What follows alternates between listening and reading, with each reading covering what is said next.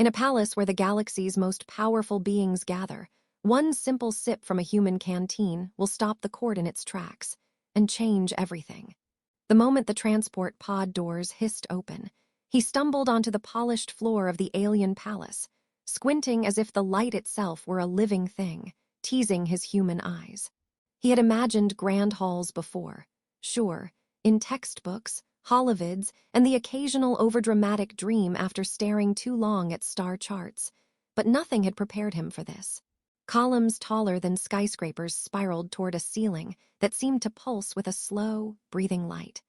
The walls shimmered in colors he didn't have names for, and a subtle vibration ran through the floor that tickled his feet in an almost musical way. A hovering drone zipped past him, carrying a silver tray with some unidentifiable crystalline fruit, and he ducked reflexively, muttering something about being careful around unarmed but apparently airborne utensils. He tried to adjust his standard-issue exploration suit, which now felt conspicuously normal among the ornate alien garb and glowing robes of the palace staff. Each step made a soft, echoing chime, as though the building itself were amused by his human presence. He could feel eyes on him. Not just the countless pairs of alien eyes, some vertical, some spiraled like ribbons, some glowing faintly like distant stars, but the weight of protocol pressing in a physical sense, like invisible hands patting him with expectations he didn't understand. At the center of the hall, on a raised dais that floated slightly above the floor, sat the queen. Green-skinned, her color like freshly polished jade in a sunbeam, and her hair black and glossy, cascading like a dark waterfall over her shoulders, she seemed to embody both elegance and command. Her long ears stretched upward in subtle angles, twitching at every sound, as if her body were a finely tuned instrument for listening. She surveyed the court with eyes that could have bored holes through adamantium if she had chosen to. And yet there was a faint crease along her brow and a small pursing of her lips that betrayed discomfort, a simple human need. Thirst. The human's mind word. In his training, he had been taught countless protocols for first contact, how to bow, what gestures to make, what not to touch, what certainly not to offer. He had been drilled on the dangers of alien etiquette more than the physics of hyperdrive. And now, staring at a queen who could obliterate him with an inadvertent glance, he noticed something almost comical. She looked like she really wanted a drink. He glanced at the canteen strapped to his belt, the small metal cylinder with his own water supply. It was mundane, a tiny artifact of human simplicity, yet right now it seemed almost heroic. His pulse quickened, but in a ridiculous, jittery sort of way, the sort of pulse you get when you're about to pull a prank in front of your entire class, only multiplied by intergalactic consequences. He cleared his throat and raised the canteen slightly. Your Majesty, I brought something you might like." His voice wobbled, and he instantly wished for the floor to open up and swallow him whole. The court collectively froze, a soundless pause hanging in the air that felt as though even time itself were holding its breath. One of the hovering servants tilted its spherical head at him, blinking slowly, as if calculating the odds of his survival. Another, taller, more crystalline than flesh, seemed to sway in silent anticipation, its translucent limbs catching the hall's pulsing lights. Somewhere in the back, a small creature resembling a cross between a cat and a holographic ribbon sneezed, scattering a cloud of light particles. The human stifled a laugh, realizing that even if he failed spectacularly, the universe itself had a sense of humor. The queen's long ears twitched. She leaned slightly forward, and he noticed the faint shimmer along the edges of her jade skin, a telltale sign of her heightened senses. The court's collective breath seemed to suspend. He raised the canteen higher, hoping it didn't read as a challenge or, worse, a threat. In the silence, he imagined the headlines that might circulate back on Earth. Human diplomat offers water. Alien queen nearly vaporizes entire court in shock. The thought made him grin nervously. Finally, a subtle sound. A soft click as the queen's throne adjusted itself, lowering fractionally toward him. Her black eyes, reflecting the hall like twin moons, regarded him with careful calculation. The humor, if any, was locked behind a veil of alien composure. He took a tiny step forward. "It's just water," he said, trying to infuse it with a tone of casualness that didn't entirely land. Not, magical, probably. He hoped the probably would make her laugh, or at least not strike him dead. Then she tilted her head, and the tiniest, most unexpected thing happened. A faint glimmer of amusement twitched at the corners of her lips. A ripple of movement traveled through the court. Hovering attendants blinked, whispered to one another in high-pitched tones, some of them visibly shaking with a mix of awe and disbelief. The court musician, a floating figure with 6 arms and a tendency to overdramatize everything, misjudged his timing and plucked a string too hard, producing a note so sharp it made the human wince and the small ribbon-cat creature float in a startled arc. The queen's ears flicked once, twice, and then she leaned ever so slightly toward the canteen. The human's throat went dry. He could feel every heartbeat as if it were an elephant tap-dancing across his chest. "Here," he said, extending the canteen with both hands now, a gesture of utmost humility and impending doom. A low hum vibrated through the palace floor as if the building itself were holding onto the moment with strained patience. He noticed a few courtiers trying not to laugh but failing spectacularly, whispering to each other in tones that could only translate to, "Did that human just?" The queen lifted the canteen herself. The motion was so fluid it seemed choreographed, her long ears brushing against the golden edge of her throne. The human couldn't help but notice how precise her movements were, elegant yet entirely unpretentious. She brought it to her lips, the room stilled. The usual hum of the palace faded. Even the air seemed to hold itself in suspense. And then the smallest exhale, the tiniest, most human-like sip. A sound erupted, soft, musical, and entirely alien, a blend of laughter and surprise, and the entire court froze in astonishment. The liquid, he realized with a mixture of horror and delight, wasn't ordinary at all. It shimmered faintly, reacting to her green-skinned physiology in ways no human science manual had prepared him for. Colors in the room flickered in response, lights danced, and even the hovering attendants seemed to shiver in delight. One elder, far too tall and crystalline to have a sense of humor, nearly toppled sideways, catching himself with a silent curse of internal vibrations. The human exhaled a breath he hadn't realized he'd been holding, and somewhere in his mind, a tiny voice chuckled. Well, that went better than expected. The queen set the canteen down gently, her eyes locking with his for the first real moment. He didn't read threat there. He didn't read judgment. He read curiosity, and maybe a hint of appreciation. A whisper of humor passed along the corridors, subtle enough to be almost imperceptible, and yet it lightened the moment, allowed him to feel, briefly, that even in a palace of the galaxy's most powerful beings, a human could still be ridiculous, and somehow, that ridiculousness could be respected. A hovering servant tried to bow while adjusting its tray at the same time, failing spectacularly as the crystalline fruit clattered across the floor.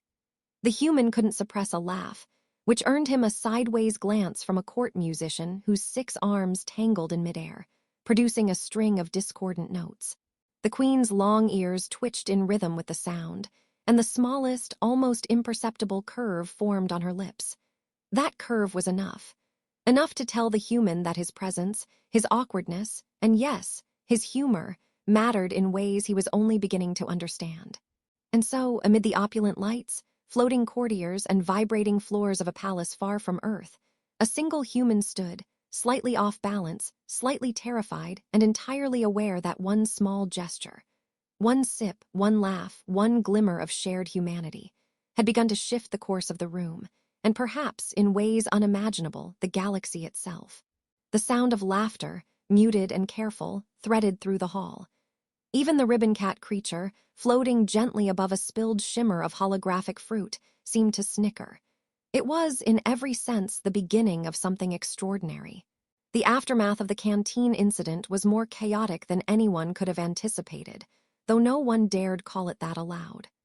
The court seemed to vibrate with unspoken energy, a mix of disbelief, curiosity, and the faintest tint of amusement. Every eye that could hover or swivel in multiple directions was glued to the human, who now found himself awkwardly repositioning his weight from one foot to the other, pretending to study the floor tiles, as if he had just discovered some microcosmic pattern no one else could see. He didn't. Not really. The floor, despite its mesmerizing iridescence, was just a floor. But pretending to inspect it allowed him to avoid direct eye contact with the queen, whose green gaze now seemed both amused and calculating, like a chess master who had just noticed her opponent was uncomfortably humming to themselves. The palace attendants moved with exaggerated precision, as though their very air currents depended on it. One hovering server, its translucent arms twitching in a way that suggested it was trying to mimic human nervousness, accidentally sent a small tray of glowing orbs bouncing across the hall. The orbs pinged and rolled with uncanny intelligence, apparently determined to find the nearest reflective surface. One smacked into a column and split in two, releasing a faint perfume that smelled faintly of wet metal and sweet grass, making the human sneeze mid-step. He muttered an apology under his breath, which was, of course, unnecessary. No one had understood him, but somehow felt appropriate. The queen's long ears twitched at the sound, and the tiniest hint of a smile flickered across her face. Humor, he realized, was a currency in this palace as rare and valuable as the jewels embedded in the floating chandeliers, and somehow he had managed to deposit a small coin without even trying. She motioned subtly with one hand, and the court's tension began to relax in increments. Hovering courtiers lowered their heads slightly, though some did so with exaggerated care, as though bowing to a human could be a perilous exercise if performed incorrectly. One of them, a particularly tall and angular creature, whose limbs refracted the palace light like crystal prisms, attempted a deep bow and ended up spinning in midair like a top before rights itself with a panicked series of clicks. The human couldn't help but laugh, though he tried to suppress it. It was already clear he was the unintentional source of endless fascination. The queen stood, her movements liquid and deliberate, a contrast to the subtle chaos around her. Her black hair flowed over her shoulders in a sheen that made the human's hair feel like straw in comparison.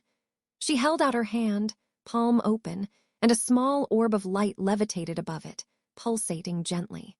"You carry much, human," she said, her voice low but carrying a resonance that made the floor vibrate faintly beneath his boots. "You carry kindness and perhaps ignorance." The human swallowed, unsure whether the latter was a warning or a compliment.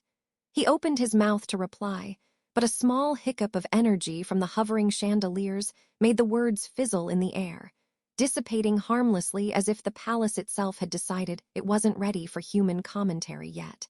A minor explosion of color drew his attention to the far end of the hall, where a group of junior attendants were experimenting with floating ink, a practice clearly frowned upon, and accidentally sprayed a streak of bright blue across the wall.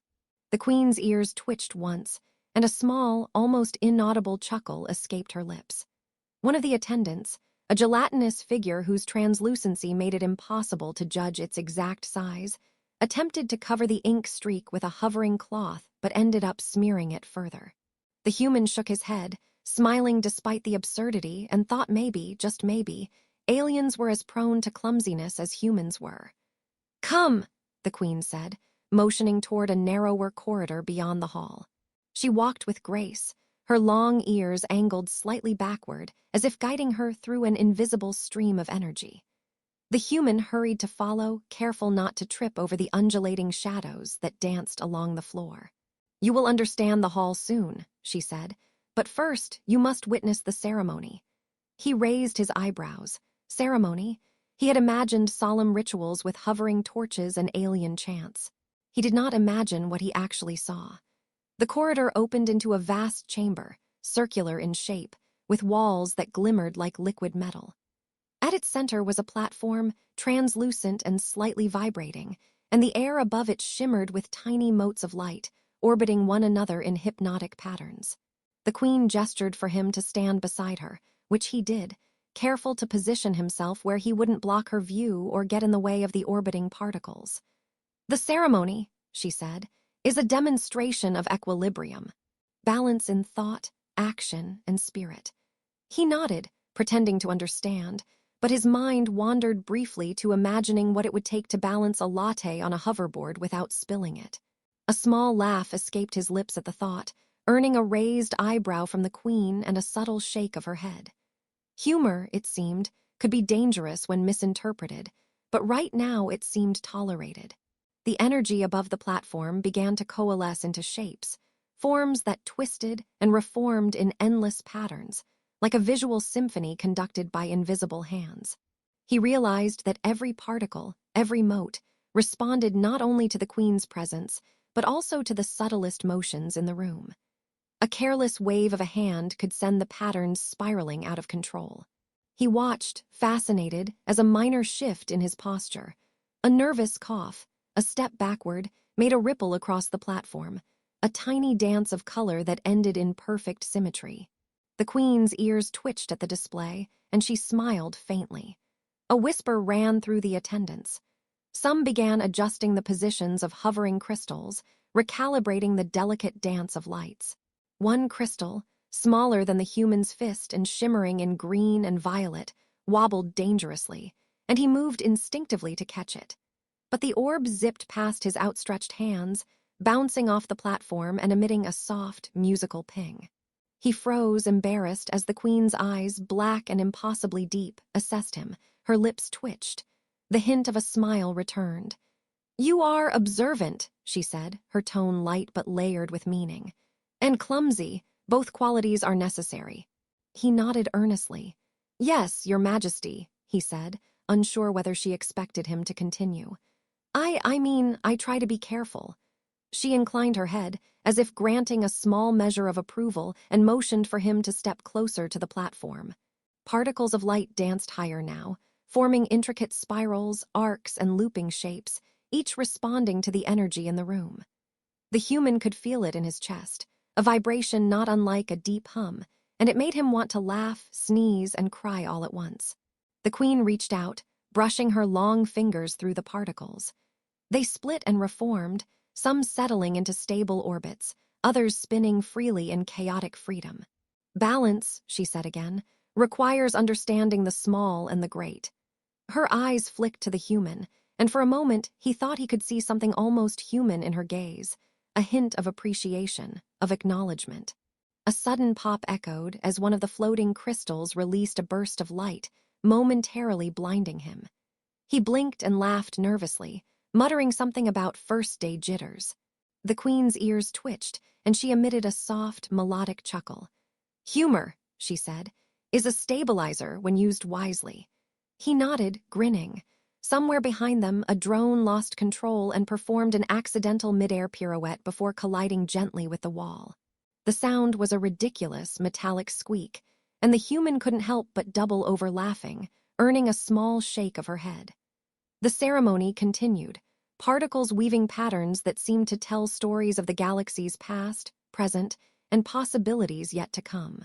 Each step the human took affected the patterns subtly, and each reaction from him, a laugh, a cough, a hesitant movement, elicited a response from the energy around them. He realized that he had become an unintentional participant, a small human variable in a dance of cosmic significance. The queen watched him carefully, sometimes guiding, sometimes observing, her long ears twitching at every unexpected sound, at every ripple of humor that escaped him. By the end of the ceremony, the human was exhausted, his mind spinning from both the spectacle and the endless subtle adjustments he had to make just to survive the attention. Yet he felt a strange warmth, a sense of inclusion in something vast and incomprehensible. He looked at the queen, and she nodded faintly, a small, almost imperceptible curve of her lips confirming that his presence had mattered, that his humor, awkward though it was, had not gone unnoticed. As they left the chamber, he caught a glimpse of the court murmuring among themselves, some shaking their heads in disbelief, others chuckling quietly. The incident with the canteen, the ripple of particles, his laughter, it was all a story in the making. One human, small, awkward, and thoroughly ridiculous, had managed to leave an imprint on a court that had endured millennia. He realized, with a mixture of relief and awe, that perhaps even in a galaxy of incomprehensible grandeur, the simplest acts and the smallest laughs could carry enormous weight. And somewhere above them, a hovering chandelier shivered, one crystal dislodging slightly, causing a soft cascade of light that made him step back and trip over nothing at all. He laughed again, and she laughed with him, and the world in that moment felt both impossibly large and surprisingly intimate. The next morning, the palace stirred with a quiet intensity, the sort that suggested the universe itself had paused briefly, then exhaled, curious to see what would happen next. The human awoke in the guest chambers, comfortable, though nothing like the extravagant furnishings in the main hall, and realized he had dreamed in a language he didn't understand, a tapestry of light, sound, and color that left his brain buzzing and his chest tight with a strange, indescribable exhilaration. He stretched, still half terrified he would wake to find the entire palace floating into another dimension because he'd moved the wrong way yesterday. A small chuckle escaped him, and he noticed that even that little laugh, small as it was, felt different now. Less fearful, more present. By the time he reached the main hall, the queen was already there, her long ears twitching slightly in the soft morning light filtering through the luminescent panels. She was seated, her posture relaxed in a way that suggested she had already processed the human's significance, not as a mere visitor, but as a participant in the intricate choreography of palace life. Around her, attendants floated, whispered, adjusted, or otherwise prepared for what he guessed must be the day's formalities. But today, there was a subtle air of expectation that wasn't rigid or threatening. It was playful, almost conspiratorial. Someone had evidently left a holographic joke taped to one of the columns, a tiny stick figure dancing atop a hovering orb, and even the queen's ears twitched at the absurdity, though her expression remained carefully neutral. "You have slept well," she said without preamble, and the human nodded, though the words, "Yes, Your Majesty," sounded far too formal for the warmth he felt radiating from her presence. She held out her hand, and a small orb of energy levitated into his palm. It pulsed lightly, like a heartbeat in his grip, and he realized that the palace itself had learned to trust him, or at least to acknowledge him as more than an accidental anomaly. "You have learned quickly," she continued. "Even the smallest actions carry power when applied with attention and humility." He swallowed, the lesson not lost on him. Humility was something he had understood vaguely on Earth, but here, amidst light, energy, and elegance, he felt its weight and possibility more keenly than ever before. The day's events unfolded with a mixture of pageantry and gentle absurdity. He was guided through the corridors of the palace, where walls shimmered with constantly shifting landscapes, some depicting distant nebulae, others showing abstract forms that seemed to wink at him as he passed. A small group of junior attendants attempted to mimic his human gait, which resulted in a hilarious series of wobbling stumbles and sideways drifts. He found himself laughing outright, a sound that carried and bounced off the walls, earning a faint smile from the queen. She had begun, over the course of these few days, to appreciate his humor, not as a novelty, but as a stabilizing force, a reminder that even in a court of unimaginable complexity, a touch of levity could shift atmospheres. At one point, he was brought to a balcony overlooking a vast alien city, towers glowing in colors unfamiliar and alive, streams of energy like rivers in the sky. Hovering vehicles passed below, their paths choreographed in patterns that suggested intelligence and artistry rather than mere function. The queen stood beside him, long ears angled backward in contemplation, and she spoke softly. "Every choice sends ripples, human. What you offered the court was small, yet its effect has been disproportionate." He grinned, feeling the truth in her words. He had intended nothing monumental. He had simply acted, guided by empathy, by attentiveness to someone's basic need. And yet, the effect had been transformative, not just for him, but for the court, for the palace, for the subtle flow of energy and attention that governed life here. Later, in the ceremonial hall, he witnessed the queen engage in a demonstration of what she called equilibrium. Particles of light and energy danced above the platform, responding to gestures, tone, and intent. He realized now that his laughter, his jokes, even his nervous movements had become part of the delicate balance. He contributed in small ways, stepping too far or too close at times, inadvertently creating tiny chaos that the court then corrected with delicate precision. He laughed again, apologizing in half-formed human words, and the queen's ears twitched at his words, as if acknowledging that perfection was neither expected nor desired. The human's growth was subtle, imperceptible in any immediate way but undeniable. He moved with more awareness, not just of his own presence, but of the resonance his actions had on others. He had learned to balance attentiveness with humor, seriousness with humility. The palace no longer seemed a labyrinth designed to intimidate him. It felt like a living entity, responding to every gesture, every thought, every laugh. He understood, finally, that he had earned a place here, not as a subject, not as a novelty, but as a participant. The climax of the day came unexpectedly. A group of high-ranking emissaries from neighboring systems arrived for observation, their technology buzzing and whirring in intricate synchrony. The human was expected to meet them, to present himself as a liaison. He approached, slightly trembling, and offered the canteen once more, almost instinctively. The queen's eyes flicked to him, and the corner of her mouth curved into a faint, knowing smile. The emissaries regarded him, expecting ceremony and formalities, but instead they were offered a small, simple human gesture, a sip of water that carried with it the subtle power of trust, humility, and attentiveness. Their reactions ranged from bewilderment to admiration, some even chuckling at the absurdity of a human being so daring in simplicity. In that moment, the human realized something profound. Influence did not always require force, brilliance, or cunning. Sometimes it required the courage to act with empathy, the audacity to be human in a place that celebrated alien perfection. And as the emissaries departed, murmuring about protocols and curiosity, he turned to the queen, who regarded him quietly. Her long ears twitched, her black hair falling over her shoulders like liquid shadow, and her green eyes held a depth that made him shiver with understanding. "You have changed," she said, not a judgment but an acknowledgement. He nodded, recognizing the truth in her observation. He was not the same human who had first stumbled into the palace, clumsy and fearful, unsure of etiquette or consequence.